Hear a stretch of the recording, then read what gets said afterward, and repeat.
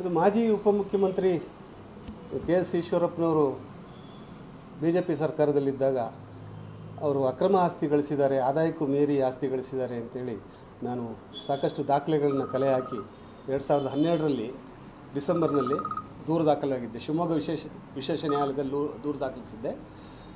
ದೂರನ್ನ ವಿಚಾರಣೆ ನಡೆಸಿದ ನ್ಯಾಯಾಲಯ ಶಿವಮೊಗ್ಗ ಲೋಕಾಯುಕ್ತ DYSPಗೆ ಈ ಪ್ರಕರಣದ FIR ದಾಖಲು ಮಾಡಿ ತನಿಖೆ ನಡೆಸೋಕ್ಕೆ ಆದೇಶ ಮಾಡಿತ್ತು. ಅದರಂತೆ FIR ದಾಖಲಾಗಿತ್ತು ಈಶ್ವರಪ್ಪ ಅವರು ಮತ್ತು ಅವ್ರ ಮಗ ಮತ್ತು ಸೊಸೆ ವಿರುದ್ಧ.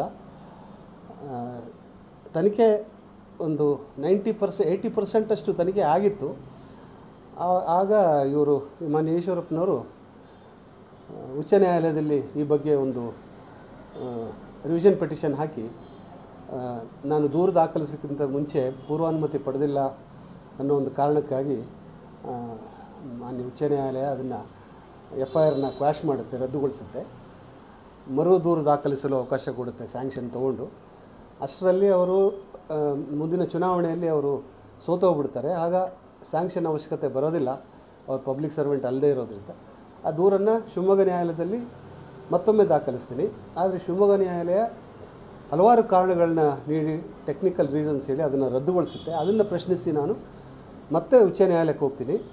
ಉಚ್ಚ ನ್ಯಾಯಾಲಯ ಅಂತಿಮವಾಗಿ 12ರಿಂದ 21ರವರೆಗೂ 3 ಬಾರಿ ಉಚ್ಚ ನ್ಯಾಯಾಲಯಕ್ಕೆ ಹೋಗಿ 2021ಕ್ಕೆ ಉಚ್ಚ ನ್ಯಾಯಾಲಯ ಆದೇಶ ಮಾಡಿ ಬೆಂಗಳೂರಿನ ಜನಪ್ರತಿನಿಧಿಗಳ ವಿಶೇಷ ನ್ಯಾಯಾಲಯಕ್ಕೆ ರಿಮ್ಯಾಂಡ್ ಮಾಡುತ್ತೆ. ಮಾಡಿ ಈ ಪ್ರಕರಣವನ್ನು ಮರುಪರಿಶೀಲನೆ ನಡೆಸಿ ಮರು ವಿಚಾರಣೆ ನಡೆಸಿ ಈ ಬಗ್ಗೆ ಕ್ರಮ ತಗೋಬೇಕು ಅಂತ ಆದೇಶ ಮಾಡುತ್ತೆ.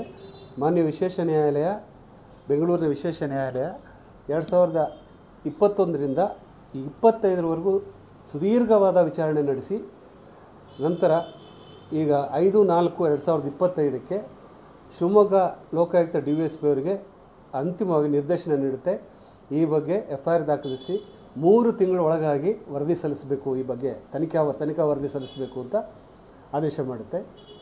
5/4/2025ಕ್ಕೆ ಆದೇಶ ಮಾಡಿರೋದು. ಈಗ ನಾಳೆ 5/7/25ಕ್ಕೆ 3 ತಿಂಗಳು, ಅಂದರೆ ನ್ಯಾಯಾಲಯ ನೀಡಿದ ಗಡುವು 3 ತಿಂಗಳು. ಈಗ 2 ದಿವಸ ಇದ್ದಾಗ ಲೋಕಾಯುಕ್ತ ಮಾನ್ಯ ಶಿವಮೊಗ್ಗದ ಲೋಕಾಯುಕ್ತ DYSP ನೇತೃತ್ವದಲ್ಲಿ ಅದನ್ನು ಈಗ FIR ದಾಖಲಿಸಿದ್ದಾರೆ. ಇದ್ರ ಬಗ್ಗೆ ಈಗ ನಾಡಿದ್ದು ನಾನು ನ್ಯಾಯಾಲಯದಲ್ಲಿ ತಿಳಿಸೋನಿದ್ದೇನೆ. 3 ತಿಂಗಳೊಳಗೆ FIR ಹಾಕಿ ತನಿಖಾ ವರದಿ ಸಲ್ಲಿಸೋಕ್ಕೆ ನ್ಯಾಯಾಲಯ ಹೇಳಿದ್ರು ಕೂಡ 3 ತಿಂಗಳಿಗೆ 2 ದಿನ ಇದ್ದಾಗ ಅವರು FIR ಹಾಕಿದ್ದಾರೆ, ಈಗ FIR ಹಾಕಿದ್ದಾರೆ. ಇನ್ನು ತನಿಖೆ ಮಾಡಬೇಕು. ನಾನು ನಾಡಿದ್ದು ಇದ್ರ ಬಗ್ಗೆ ನ್ಯಾಯಾಲಯದಲ್ಲಿ ನಾನು ಹೇಳೋನಿದ್ದೇನೆ. ಇವರು ಯಾಕೆ 3 ತಿಂಗಳು ಯಾಕೆ ತಡ ಮಾಡಿದ್ದು ಅನ್ನೋದನ್ನು ಪತ್ತೆ ಹಚ್ಚಬೇಕಾಗಿದೆ.